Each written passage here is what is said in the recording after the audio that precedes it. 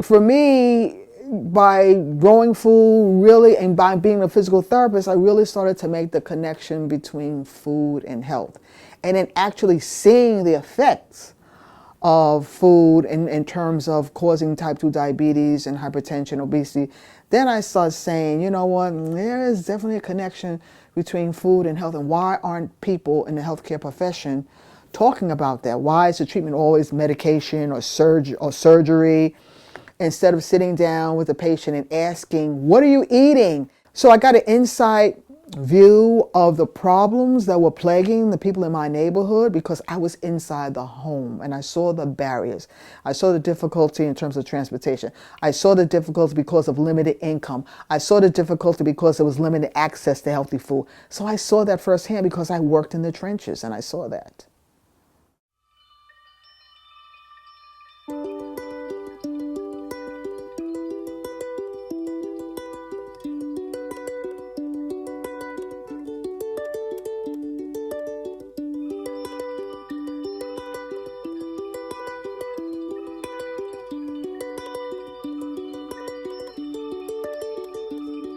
So I grew up in New York City, been here all my life. Grew up in the Lower East Side first, Jacob Riis houses, 10th Street and Avenue D, and then from there, my family in 1968, we moved to Harlem, Esplanade Gardens, and in 1985, I moved here to the Bronx.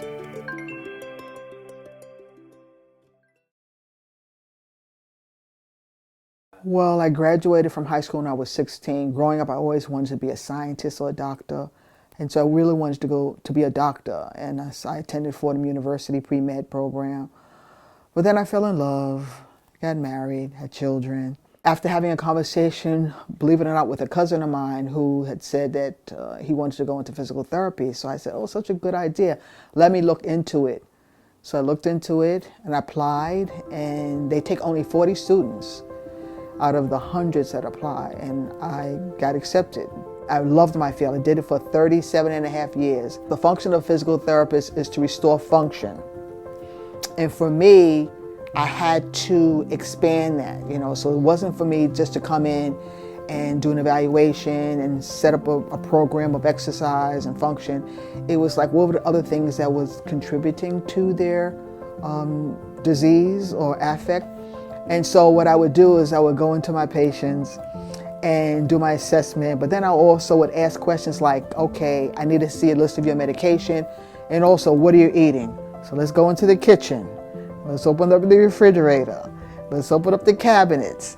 And so I had this rapport with my patients because majority of my patients had type 2 diabetes, were hypertensive, were obese. And so I sort of educated them. I said, I can't come and give you therapy if you're not taking care of yourself in terms of your diet. It doesn't work that way. Then we started having that rapport. And then I said, so look at the food that you're eating.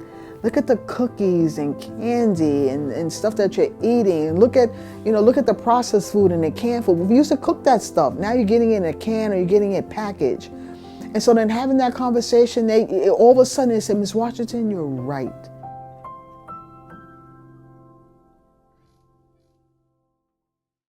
So it wasn't until I moved to the Bronx in 1985 and had a big backyard, and I decided I had three options: either to cement it, put a lawn on it, or to grow food. And I decided that I wanted to grow food.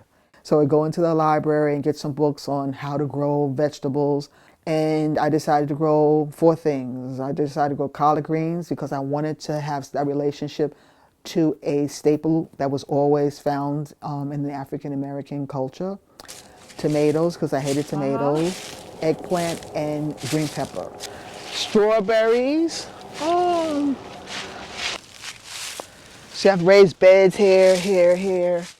First of all, once I started, growing my food and starting seeing this plant that grew on a vine, because my relationship to a tomato was that it happened in the supermarket. I mean, all our food, your relationship is, it's in the supermarket. You never ask yourself who grew it, how it's grown. You don't ask those questions because it's already done for you. I wanted to grow everything. I mean, everything tastes so much better. And right then and there, I knew that I had to do something, that I wanted to start growing my own food. So in 2008, I went to California to study organic farming. And this program, which is absolutely excellent, still exists now. It's called CASFIS, the Center for Agroecology and Sustainable Food System in Santa Cruz, California. I learned so wealth of information that I absorbed. But we would go once a week, would take trips to look at various farms, and I didn't see farmers that looked like me. But yet, all along my travels and learning experience, I was always hearing about a sustainable food system. A sustainable food system that's supposed to be just. And then where was the justice when the people that looked like me weren't part of the conversation, but looked at as part of the problem? And looking at the farm workers who are people of color, it just got me to thinking about, well, where is the place for my people? Where are my people's voice in this food system? And so came back on fire.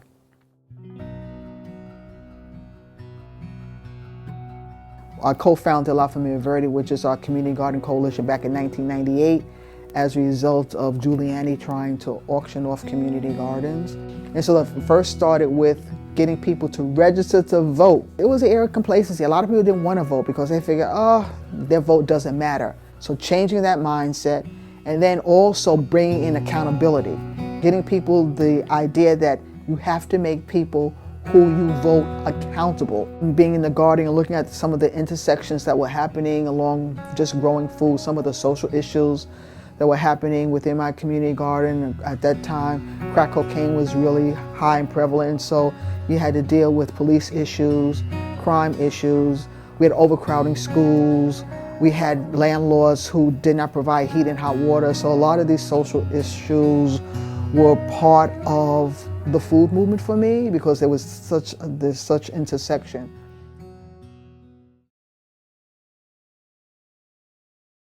So the Garden of Happiness was won over 1,000 vacant lots in New York City back in the late 1970s and 80s when the city was undergoing a fiscal crisis, where there was white flight. And so these lots became full of garbage, debris, you name it. Because in the beginning, the community garden movement the emphasis wasn't about food.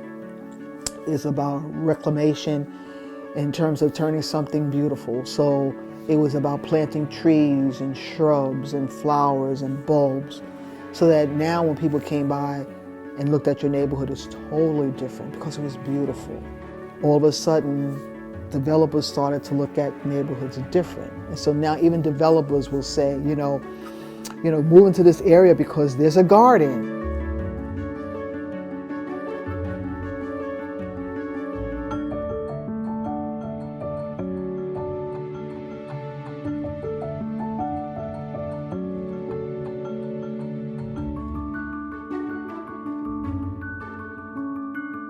They call it community gardens for a reason, and they become the mainstay. They become the anchor for community to have a voice, for community to gather together and talk about the issues that's in that community, to people to understand where their food comes from, to be energized and organized into politics and voting. And so if change is going to happen, change has to come from within communities, and that change has to come locally.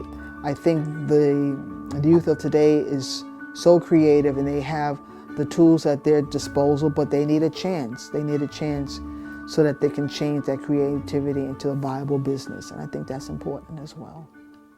Here in New York City, you need at least 10 people. Then you need location, location, location. If you come upon a vacant lot, and number one, you find out that who owns it. So you find a vacant lot, you find out who owns it. Is it a private owned? Is it a business? Is it the city? Now, if it's a private owned or business, you need to talk to the landlord. If it's city owned and there's no immediate plans for development, city organization called Green Thumb that would investigate, and if it's viable, that means it's the city at this particular point in time has no need for development, and you got 10 people, they will help you turn that lot into a community garden. They will give you fencing, they will give you soil, they will give you lumber, they will give you seeds, because you'll have a hydrant, access to water, and the rest is, yeah, 10 members come up with some bylaws. Okay. Yeah, so here we are in the Garden of Happiness. We call it the Garden of Happiness because when you come in, you're going to be happy. When you're going to be, and when you leave, you'll be happier. And so this garden is celebrating its 30th year. We have over 30 plots. Each plot is managed by a family member or a member. And yeah, we've been doing this for 30 years. We just got this new high tunnel to help us start early in the season. And so we have chickens in the back here, chicken coop. And so yeah, this is where I got started, here in the Garden of Happiness. So in New York City, what we try to do, the message that we try to tell people is to make sure that your local politicians know your community garden. So when we have events, every year we have a block party where we close down the street between 181st and 182nd Street. The homeowners, the apartment dwellers, the community garden, we set out tables and tents, and everybody feeds each other. So the community gardeners, we all cook and we give out food to everybody. Coming down, up and down the block, they get free food, and it's a way to give back to the community to support.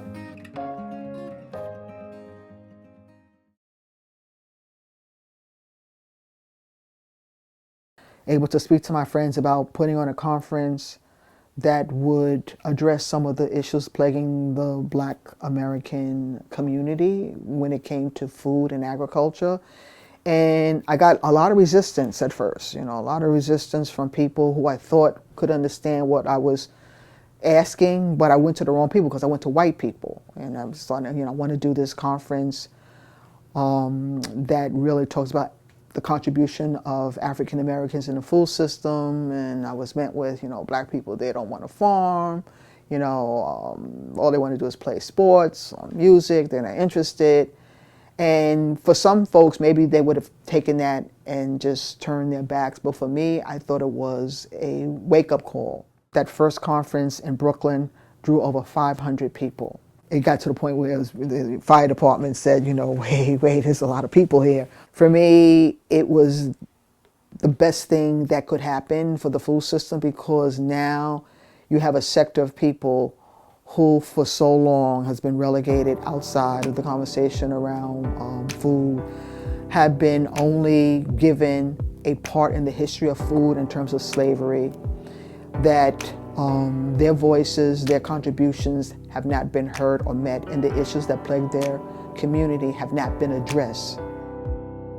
Now, to have a conference where you see Black farmers, Black leaders, Black teachers, Black statisticians, Black educators in a room talking about the issues in a way how we collectively can solve them, because I think for so long people tend to focus on the problem. We know what the problems are. We want to hear solutions. So having that conference whereby people are gathered together and they're hearing solutions, and they're hearing solutions from different sectors of the country.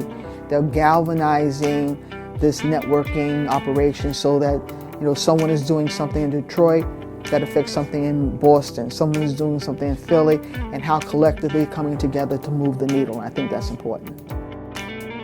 If you were to tell me 10 years ago that young men and women of color would be interested in becoming farmers, I would say you're out of your mind.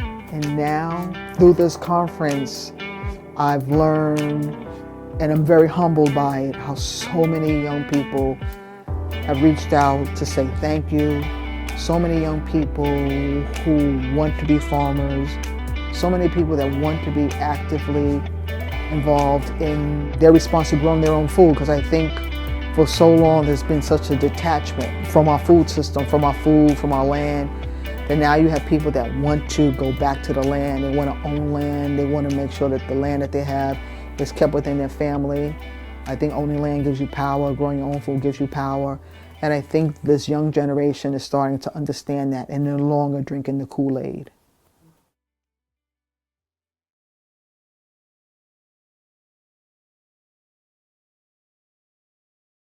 When you say food desert, you're not really getting at the social injustices behind. By using food apartheid, you bring in the elements of race, you bring in the elements of economics, you bring in the elements of demographics, and then you can start having a conversation about why in a country that's so rich that we have food insecurity. You know, why? That's the question we need to ask. Why is it that there's limited access to food?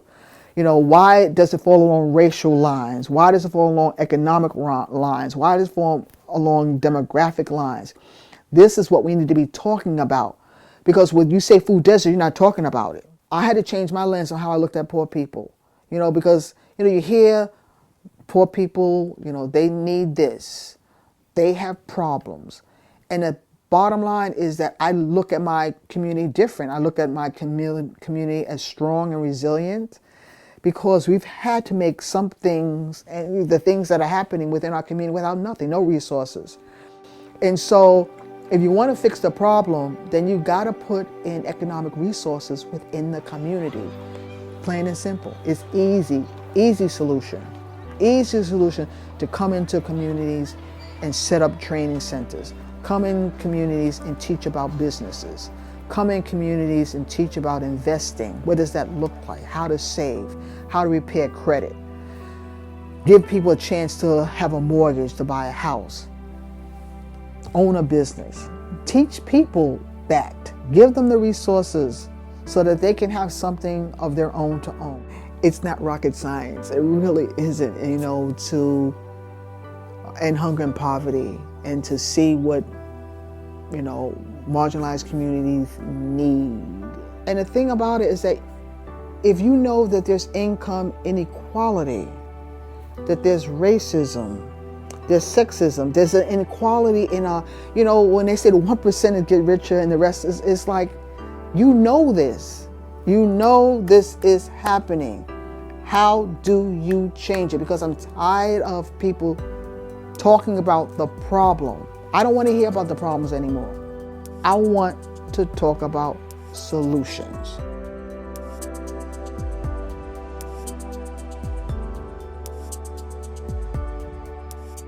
How do you make food that is healthy affordable for people? Forget about the words. Let's meet people where they are and not get caught up with the be a vegan, you know, organic, this Mediterranean diet, all this, because that's not what they care about. Let's find out what's available in the community that's healthy.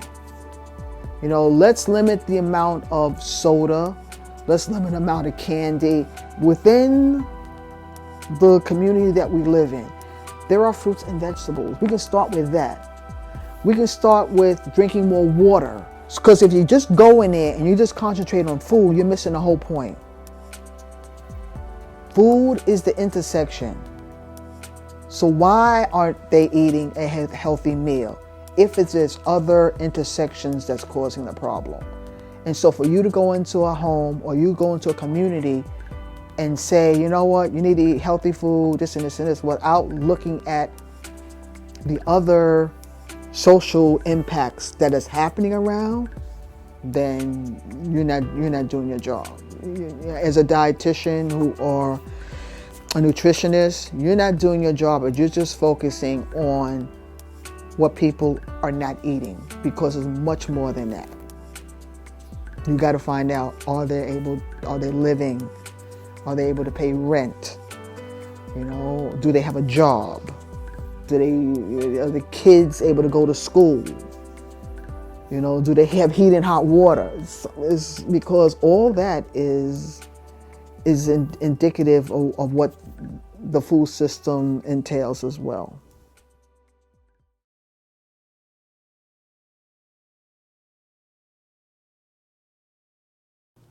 I am very humble.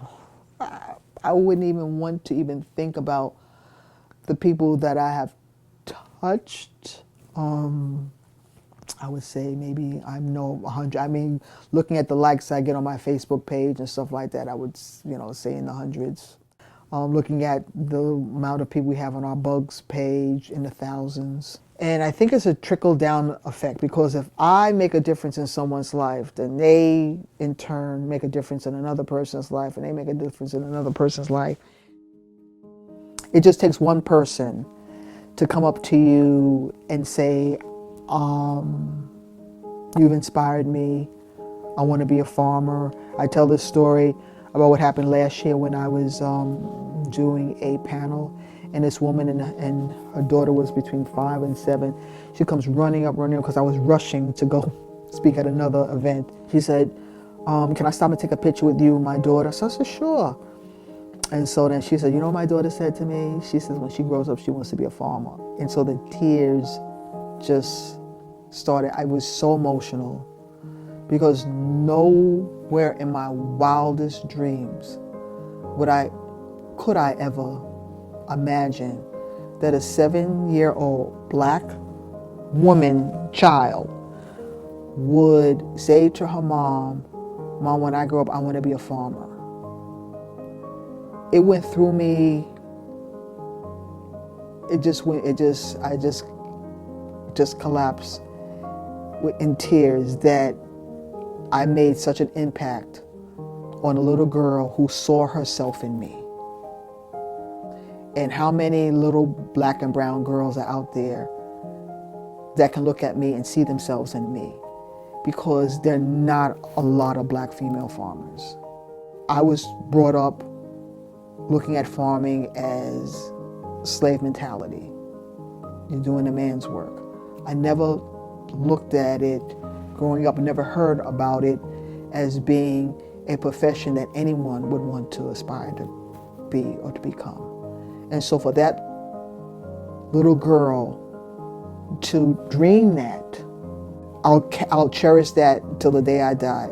And that is why I do the work that I do, because that little girl saw herself in me. And she didn't hear about the slavery, and she didn't hear about, all the negativism behind it. She saw something positive to aspire to be.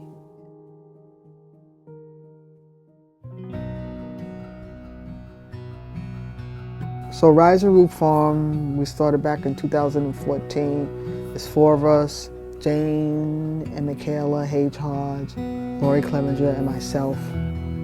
We all come from community garden background. We've been friends for years, thinking about our hopes and our dreams. I tell people, dream big, no one knows your dreams unless you put it out there. And we always thought about farming together. And so we went up and down the Hudson Valley looking for land. And land, very expensive. The closer you are to New York, very expensive. Sure enough, we found this place up in Chester, New York, that was was leasing land to farmers.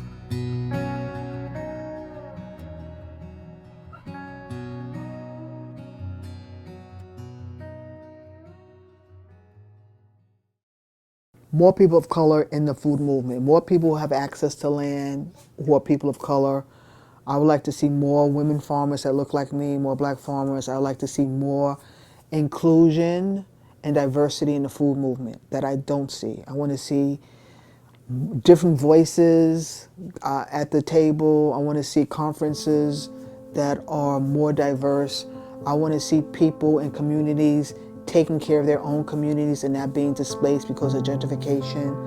Either it'll happen or we'll make our own way. That's the end of the story. It is going to happen or we'll just make our own way. It's so ironic when we talk about food and agriculture, no one brings up George Washington Carver as a role model.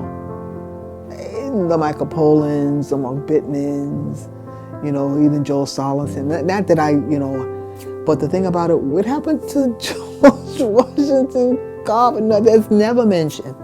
But I mention it.